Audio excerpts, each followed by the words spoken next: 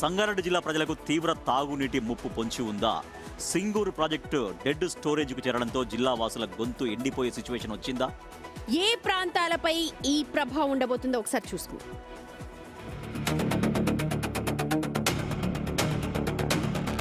సంగారెడ్డి జిల్లాతో పాటు చుట్టుపక్కల ప్రాంతాలకు తాగునీటి ఆధారమైన సింగూరు ప్రాజెక్ట్ నీళ్లు లేక వెలవెలబోతోంది. పూర్తి నీటి నిల్వ సామర్థ్యం 29.9 టీఎంసీలు కాగా ప్రస్తుతం కేవలం 4.29 టీఎంసీల నీరు మాత్రమే అందుబాటులో ఉంది. దీంతో డెడ్ స్టోరేజ్ అంచున ఉన్న సింగూరు నుంచి మరో 45 రోజులు మాత్రమే తాగునీరు అందుతుందని మిషన్ భగీరథ అధికారులు అంచనా వేస్తున్నారు.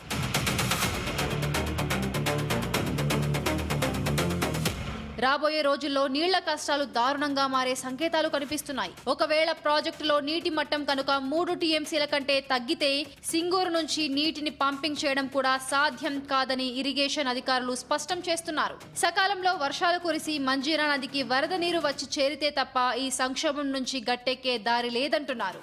18 నవంబర్లోగా ఏమైనా ఇన్ఫ్లోస్ వస్తే మనకు ఇబ్బంది ఉండదు. ఇన్ఫ్లోస్ రాకపోతే మళ్ళీ ఆల్టర్నేటివ్ అరేంజ్మెంట్ చేసుకోవాల్సి వస్తుంది.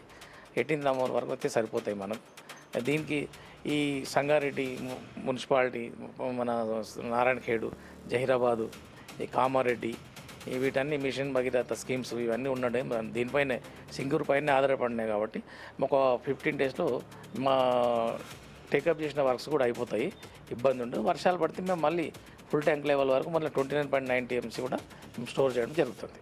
నీటి ఎద్దడి వల్ల ఏకంగా 10 మున్సిపాలిటీలు, దాదాపు 316 గ్రామాల ప్రజలపై తీవ్ర ప్రభావం పడనుంది. సదాశివపేటలోని వార్డుల్లో ఇప్పటికే రోజు విడిచి రోజు మాత్రమే నీటిని అందిస్తున్నారు. సంగారెడ్డి టౌన్లోని అనేక కాలనీల్లో నీటి సరఫరా నిలిచిపోయి ప్రజలు ఇబ్బందులు పడుతున్నారు. జహీరాబాద్, కోహీర్, నారాయణఖేడ్ ప్రాంతాల్లో తాగునీటి అవసరాలకు సరఫరాకు మధ్య వ్యత్యాసం రోజురోజుకి పెరిగిపోతోంది.